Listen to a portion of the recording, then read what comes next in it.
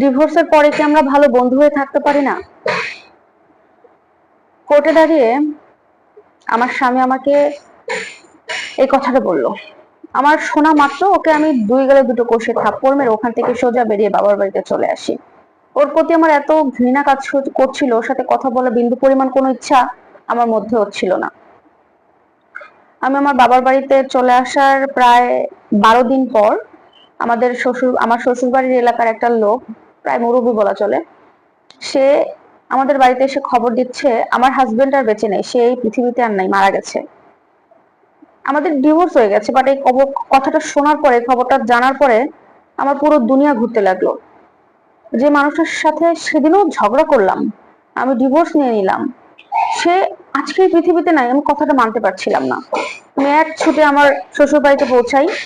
শ্বশুর বাড়িতে পা দিতেই আমার ছোট ননদ, একমাত্র ননদ, সে আমাকে একটা চিঠি ধরিয়ে দিয়ে বলছে, ভাবি, ভাইয়া বলেছিল তুমি যদি আসো তাহলে এই চিঠিটা যেন তোমাকে দিই, তুমি এটা নাও। ওর কথাটা শুনে খুব খারাপ লাগলো। আমি চিঠিটা আমি হাতে নিয়ে সঙ্গে সঙ্গে খুলে পড়তে লাগলাম। দেখি ওখানে লেখা ছিল, প্রিয়তমা, আমি তোমাকে অনেক ভালোবাসি। স্বপ্ন দেখেছিলাম তোমাকে নিয়ে ছোট্ট একটা সুখের সংসার গড়বো, সারা জীবন আমরা একসঙ্গে থাকবো, কিন্তু সেটা আমার স্বপ্নই রয়ে গেল। এই স্বপ্ন আমাকে পূরণ করতে দিল না আমার সৎমা। আমার সৎমা আমার সম্পত্তি, টাকা পয়সা, ব্যাংক ব্যালেন্সের জন্য আমার উপরে কালো জাদু করেছিল। আমার হাজবেন্ড লিখেছে, তুমি হয়তো মনে করতে পারবে যে গত 2 বছর ধরে আমি অসুস্থ থাকি, তোমার সাথে খারাপ ব্যবহার করি, তোমার গায়ে হাতও তুলেছি, কত বাজে ব্যবহার করেছি, কি অসুখ হয়েছে কোনো ডাক্তার ধরতে পারে না, বাট আমি অসুস্থ থাকি। আমি শরীরটা নিস্তেজ হয়ে যাচ্ছিল। একটা পর্যায়ে যখন আমি বুঝতে পারলাম আমার কিছু একটা হয়েছে, তখন আমি বড় বড় আলেমকে দেখানো শুরু করি এবং তারা আমাকে বলে যে আমার উপরে কালো জাদু করা হয়েছে, যেটা কিনা 3 বছর আগে করা হয়েছে, সেটা আমার সৎ মা নিজে করেছে, শুধুমাত্র আমার টাকা পয়সা নিজে করে নেওয়ার জন্য। সে যদি বলতো যে আমার এটা দরকার ওটা দরকার, আমি দিয়ে দিতাম, কিন্তু আমার সাথে তারা ছলনা করছে, যাকে আমি নিজের মায়ের জায়গায় বসিয়েছিলাম। আমার হাতে কোনো সময় ছিল না।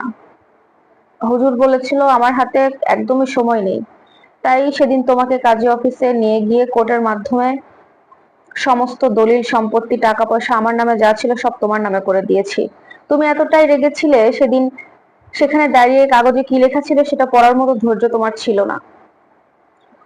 সেদিন আসলে আমাদের ডিভোর্স হয়নি, সেদিন সম্পত্তি তোমার নামে আমি করে দিয়েছি। আজ তখন থেকেই এই আমার বাড়ি ঘর, টাকা পয়সা, ব্যাংক ব্যালেন্স যা যা আছে সবকিছু তোমার।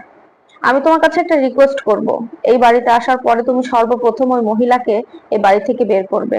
তাছাড়া ওই মহিলা আমার মতো তোমারও সর্বনাশ করে দেবে। আর একটা ছোট্ট রিকোয়েস্ট, আমার ছোট বোনটাকে ভালো ছেলে দেখে বিয়ে দিও, ও মানুষ হিসেবে খারাপ না। আমার সবকিছু তোমার উপরে ছেড়ে দিয়ে চলে যাচ্ছি, তুমি ভালো থেকো, আমার ভালোবাসা। এই লেখাটা পড়ে আমি অঝরে কান্না করছিলাম। আমি ওই মানুষটাকে এত ভুল বুঝেছি, আর ওই মানুষটা আমাকে এত বেশি ভালোবাসতো, যেটা কিনা আমি কখনো বুঝতে পারিনি। সেদিনের পর থেকে আজকে প্রায় 5 বছর পার হয়ে গেছে, আমি তার সমস্ত স্মৃতি ধরেই আটকে আছি। আমার পক্ষে আর সম্ভব না অন্য কোনো পুরুষকে আমার নিজের করে জায়গা দেওয়া। তাই আমি আর সেদিকে কখনো যেতেও চাই না, চিন্তা ভাবনাও করি না। আজকের স্টোরি সম্পর্কে যদি আপনাদের কোনো মতামত থাকে অবশ্যই কমেন্টে জানাতে পারেন।